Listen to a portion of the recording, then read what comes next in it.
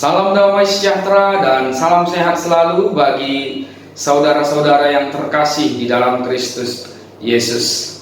Kita kembali dibekali oleh firman Tuhan bagi kita hari ini. Namun sebelumnya baiklah kita berdoa terlebih dahulu. Kasih karunia dan damai sejahtera dari Allah Bapa kita dan dari Tuhan kita Yesus Kristus, itulah kiranya yang memelihara hati dan pikiran saudara sekalian. Amin. Saudara-saudaraku yang terkasih, firman Tuhan bagi kita hari ini tertulis di dalam 2 Korintus pasalnya yang kelima, ayatnya yang pertama. Demikian pembacaan firman Tuhan. Karena kami tahu bahwa jika kemah tempat kediaman kita di bumi ini dibongkar, Allah telah menyediakan suatu tempat kediaman di sorga bagi kita, suatu tempat kediaman yang kekal, yang tidak dibuat oleh tangan manusia. Demikian firman Tuhan. Salah satu kebutuhan hidup manusia adalah ketersediaan tempat tinggal.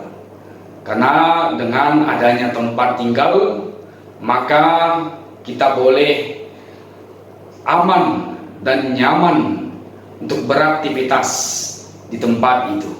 Kita boleh memperoleh kekuatan baru melalui istirahat kita di tempat itu. Usaha untuk membangun suatu tempat kediaman bisa dilakukan dengan berbagai cara, dengan bahan-bahan yang kokoh.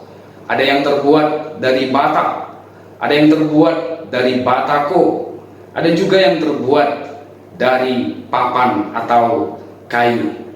Setiap orang berusaha untuk membangun rumah yang kokoh, yang tahan lama dan tahan dari ancaman bahaya yang datang dari luar rumah kita.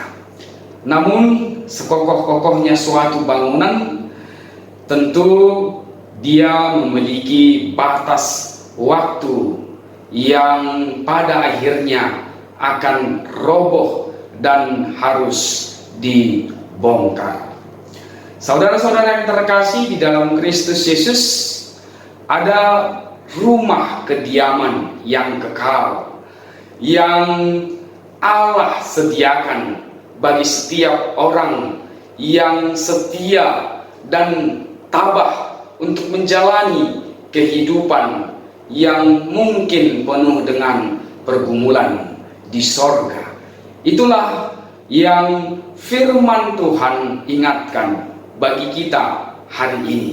Allah menyediakan kediaman yang kekal.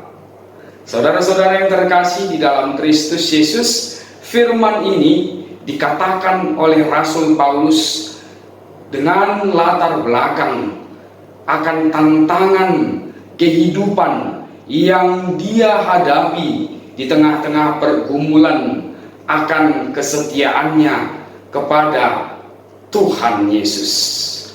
Dia mengingatkan bahwa hidup ini hanya sementara, bahwa penderitaan ini hanya sementara. Tubuh yang mungkin akan mengalami kesusahan ini, penderitaan ini, adalah tubuh yang juga pada waktunya harus dibongkar dan memiliki kadaluarsa. Oleh karena itu, tidak ada gunanya untuk bersungut-sungut menjalani kehidupan ini di dalam setiap pergumulan yang kita hadapi. Terlalu sia-sia jika hidup yang sementara ini kita habiskan dengan keluhan dan erangan. Oleh karena itu, biarlah orientasi hidup orang yang percaya tidak hanya melihat pada orientasi masa kini yang sementara ini, persinggahan ini, tapi tetaplah memandang kepada orientasi hidup yang kekal yang Allah sediakan bagi mereka yang setia dan tabah bergantung kepada kasih karunia Tuhan. Oleh karena itu, mari kita jalani hidup yang sementara ini dengan sukacita, dengan kesetiaan dan kebergantungan kita kepada firman Tuhan, kepada kasih karunia Tuhan, di dalam pengharapan bahwa Tuhan telah menyediakan yang terbaik di dalam hidup kita kelak. Tuhan menguatkan kita. Amin. Kita berdoa. Terima kasih Tuhan buat firman-Mu yang kami dengarkan hari ini.